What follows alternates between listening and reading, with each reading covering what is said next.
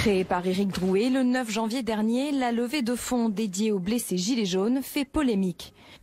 La somme récoltée, aujourd'hui plus de 145 000 €, était censée être reversée à une association créée par le leader du groupe Facebook France Blessés. Or, celui-ci affirme que depuis quelque temps, Éric Drouet est aux abonnés absents. Il s'avère que le jour J, quand tout était prêt à être signé, il s'avère que j'ai donc appelé plusieurs fois Éric Drouet en vain, puisque je lui ai laissé des messages, il ne m'a jamais répondu.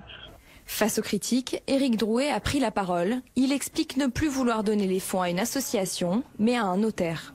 Je vais être obligé parce qu'il y a tellement de choses maintenant, il y a carrément des gens qui veulent se rétracter pour un don pour les blessés, c'est quand même grave. Je vais même pas la donner à une association parce qu'on pourrait encore me reprocher d'avoir donné à une association. Il s'agirait donc pour les victimes de s'adresser directement à un notaire pour voir leurs frais d'hôpitaux remboursés. Mais cette pratique est-elle légale ? Vous faites un don à la cagnotte et la cagnotte ensuite l'utilise comme elle l'entend. Vous faites un don au regard d'un objet, au regard d'un sujet, il y a une question qui vous intéresse, vous faites un don et ensuite libre à la personne qui a créé la cagnotte d'en faire usage. S'il est légal de recevoir des dons pour régler des frais d'hôpitaux, la loi interdit en revanche d'en lever pour régler d'éventuelles amendes. C'est cela qui avait provoqué la suspension d'une autre cagnotte, celle-ci en soutien à Christophe Détinger.